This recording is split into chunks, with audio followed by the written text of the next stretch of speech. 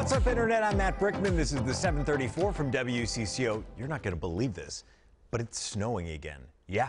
Oh, yeah. A couple inches already down here in the Twin Cities. We're going to give you a live look outside as that snow keeps falling. Mobile Weather Lab kind of been out and about this morning. So many streets just look like this, completely covered with snow as it's still coming down. Visibility looks pretty good here, but in many spots it's not. This looks like this is in Minneapolis as we're kind of driving through the North Loop. We are under a winter storm warning. That goes until 6 o'clock tonight. It's really most of the state and into western Wisconsin as well. I'll show you where that snow is right now. Just look south of the city. You can kind of see that gold band.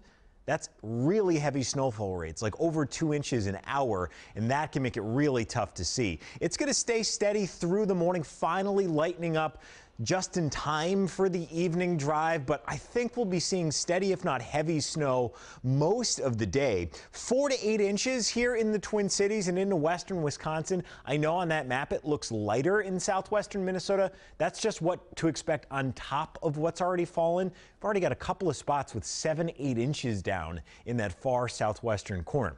Even with as much snow as we're getting, traffic's not bad. I mean, we've got quite a bit of orange and yellow on the map, but not as many spinouts and crashes or red as I would expect. I mean, schools are closed pretty much across the state. We've got over 400 closings on WCCO.com/closings, but a little bit better. So maybe people are staying home, opting not to have to drive in this nonsense.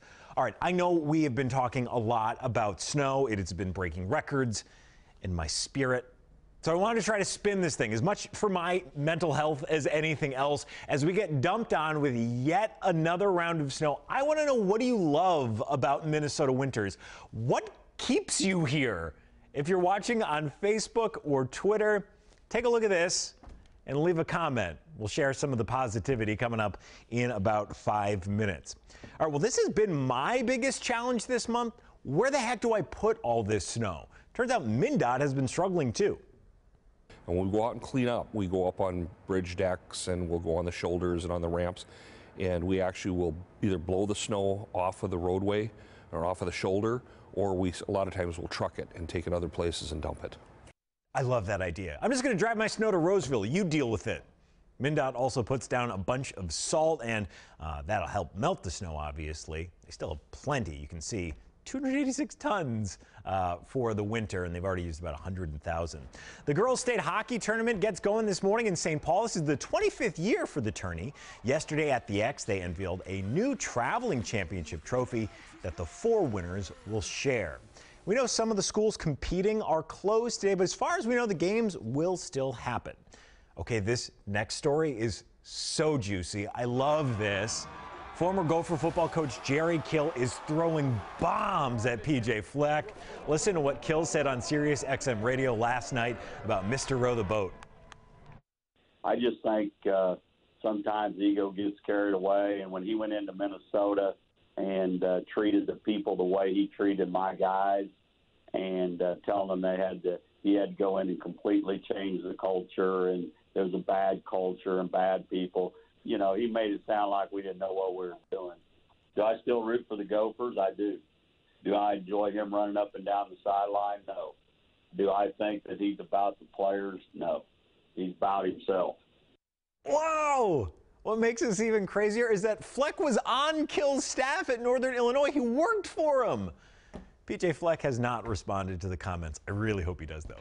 The Augsburg men's basketball team has reached the MIAC semifinals thanks to this. And we'll see when Booker makes the move. That's Booker Coplin with the ball. Time winding down.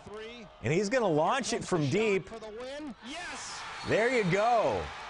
That three gave the Augies a 67-64 win over St. Olaf. Augsburg plays top-seeded St. Thomas tomorrow night.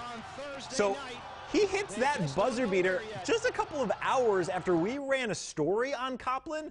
Apparently, the junior from Shakopee does the team's laundry. Helps him pay for school because in Division III there aren't any scholarships. Funny thing, before taking this job, Booker had never done laundry before. We've got some new information on the Jussie Smollett investigation. The two Nigerian brothers at the center of it spoke to police again yesterday. They've told detectives Smollett paid them to stage the attack. Remember, these two guys were also extras on the show. Police want to speak to Jussie Smollett again, but so far he has declined. His attorneys do say, though, that he continues to cooperate. The latest bizarre fitness trend that's not really a trend is called plogging. Basically means to run and pick up garbage at the same time. People are doing this, at least the people in this video. They claim they burn about 100 more calories each hour than they would do with a regular jog. Double endorphin hit. You come away with having known you've got fitter, but you've also done something amazing for your local communities as well. I mean, that does make sense, right? Apparently, this is already happening in New York. Next month, there's going to be a group in San Antonio as well. All right, today is National Love Your Pet Day, and we have loved seeing your pets out frolicking in the snow. Kelly sent in this one of the snow-covered pooch. Snow, yes, please. A lot of dogs seem to just be thrilled with all this. Cats are staying inside. It's a rare photo of all three together from April, Oliver, Hazel, and Macy. Let's see another one here. Another dog out in the snow. Bubba in his ball from Heather, and one last one for you. Yeah, we don't need just cats and dogs. Christy said in this picture of Nugget, her son's bearded dragon. Okay. All right, let's get back to today's talker. It's snowing again. Frankly, I'm having a hard time dealing with yet another round of this. So I need to pick me up. I need you to remind me why we live here. What do we love about Minnesota winters? Let's get some positivity out of this thing. Our digital guy, Cole Primo, is here. Are people being positive? We got a lot of positivity, actually. All right, good. Which is surprising because this morning cleaned off my car for the fourth time or whatever. Right. You weren't saying many positive things? Exactly. We've got Kathy saying, I lived here my entire life. I would miss the seasons.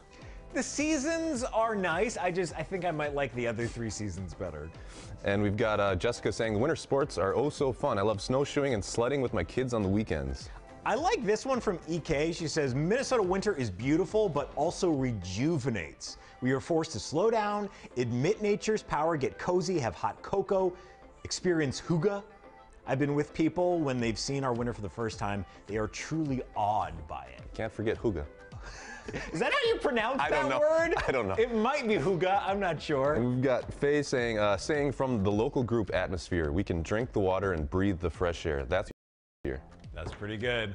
All right, well, we're all going to get through this together, right? You just have to shovel out one more time until this weekend, and then there's another big storm, too. We'll talk about that later this week. That's the 734 from WCCO. A time when most of the Twin Cities are on the go. If you haven't already made us your home for mobile news, do it. We'll be back here tomorrow at 7:34. Until then, be nice to each other on the internet.